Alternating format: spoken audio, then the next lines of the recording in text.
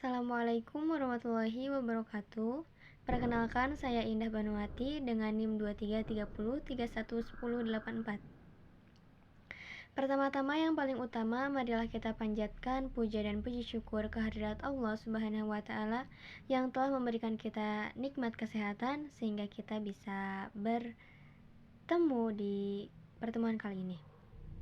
Sholawat berserta salam semoga tercurah limpahkan kepada junjungan kita, yakni Habibana wa Nabiyana Karing Kangjeng Nabi Muhammad Sallallahu Alaihi Wasallam, kepada keluarganya, kepada sahabatnya, kepada tabiin tabiatnya, dan juga kita selaku umatnya yang mudah-mudahan mendapatkan syafatul uzma di yaumil kiamah. Amin amin ya Allah ya rabbal alamin. Baik, di sini saya akan menjelaskan mengenai jenis-jenis tulisan, yang mana jenis-jenis tulisan terdapat 5 bagian. Yang pertama, jenis tulisan eksposisi. Yang kedua, jenis tulisan deskripsi. Yang ketiga, jenis tulisan narasi. Yang keempat, jenis tulisan argumentasi. Dan yang kelima adalah jenis tulisan persuasi. Yang pertama, kita akan membahas mengenai jenis kalimat eksposisi. Eksposisi berarti kita ingin menyampaikan pendapat kita untuk menyampaikan informasi hanya untuk tujuan memberikan pengetahuan kepada orang lain. Jadi, tidak ada tujuan lain dalam teks eksposisi selain untuk menyampaikan informasi kepada orang lain. Eksposisi disusun dari 3 struktur. Yang pertama, strukturnya adalah tesis atau penyampaian pendapat. Jadi, eksposisi dibuka dengan pernyataan pendapat secara umum tentang apa yang mau kita bahas. Nah, biasanya di bagian ini kita perlu menambahkan definisi atau pengertian terhadap suatu topik yang nanti kita akan bahas secara lebih mendalam di struktur yang kedua dan yang ketiga. Nah, struktur yang kedua adalah argumentasi. Nah, di bagian ini kita akan menyampaikan pendapat kita dengan mendetail. Tetapi, sekali lagi, kita tidak boleh mempengaruhi orang lain. Dan struktur yang paling akhir adalah penegasan ulang. Setelah kita menambahkan definisi di tesis, kemudian memberikan argumentasi kita secara lengkap dan rinci di bagian struktur yang kedua, di bagian struktur yang terakhir, kita perlu menegaskan ulang. Di sini, kita bisa memberikan kesimpulan tentang topik yang kita bahas. Namun, kita tidak bisa memberikan saran atau paksaan kepada orang lain. Karena sekali lagi, fungsi dari eksposisi adalah menyampaikan pendapat atau informasi kepada pembaca untuk tidak mempengaruhi orang lain.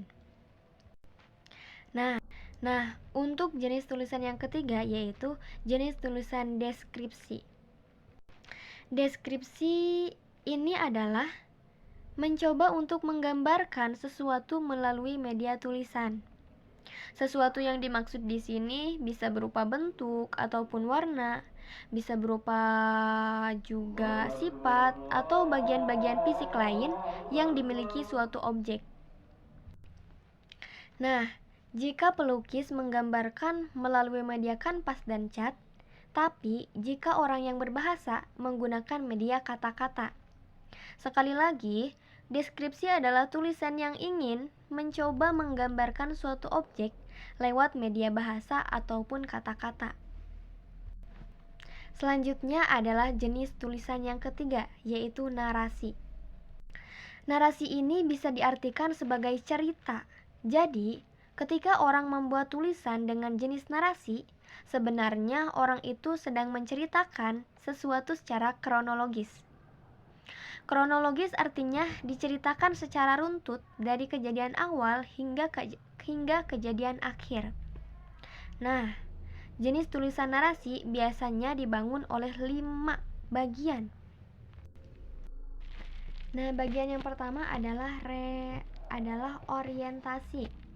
Di sini seseorang akan mencoba mengenalkan latar dari cerita tersebut ataupun tokoh yang nantinya akan mengisi cerita tersebut, seperti apa latar belakangnya, seperti apa kehidupan sehari-harinya, dan sebagainya. Di sini bagannya masih lurus karena belum terdapat konflik atau permasalahan.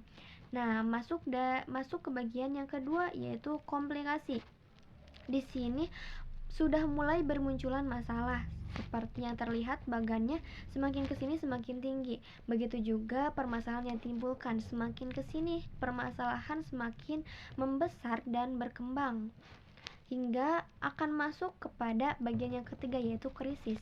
Di sini bisa disebut sebagai puncak dari permasalahan cerita. Di sini tokoh akan mulai mencari cara untuk menyelesaikan masalahnya. Hingga semakin kesini bagannya akan turun, begitu juga dengan permasalahannya akan semakin menurun. Masuk ke bagian yang keempat yaitu reorientasi. Di sini tokoh akan mulai mendapatkan pemecahan masalah dan tokoh tersebut akan berkembang dan juga bertumbuh. Nah, setelah reorientasi, kita masuk ke bagian yang terakhir yaitu koda. Di sini penulis akan menceritakan bagaimana kehidupan tokoh tersebut setelah mengalami permasalahan-permasalahan. Biasanya penulis akan menyimpan amanat-amanat yang akan disampaikan olehnya melalui tokoh tersebut.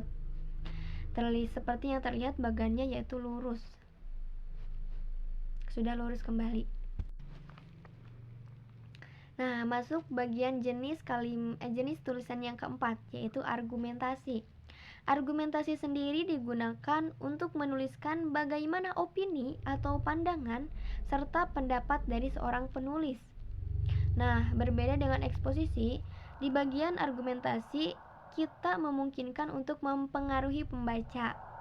Jadi, nantinya argumentasi ini akan dibangun melalui 3 bagian. Argumentasi yang baik akan dibangun oleh fakta, melalui data, dan juga melalui opini.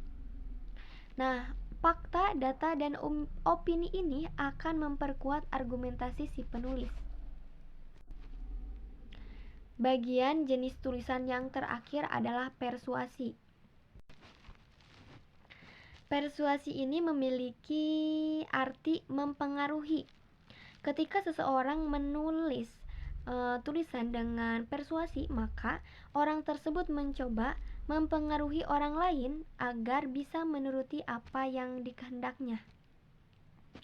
Jenis tulisan ini biasanya banyak digunakan oleh orang periklanan. Karena di periklanan tersebut bagaimana penulis harus bisa mempengaruhi pembaca atau audiens agar bisa membeli produknya atau produk yang dipromosikannya. Sekian yang bisa saya sampaikan. Mohon maaf bila ada kesalahan. Wabillahi taufiq wal hidayah. Wassalamualaikum warahmatullahi wabarakatuh.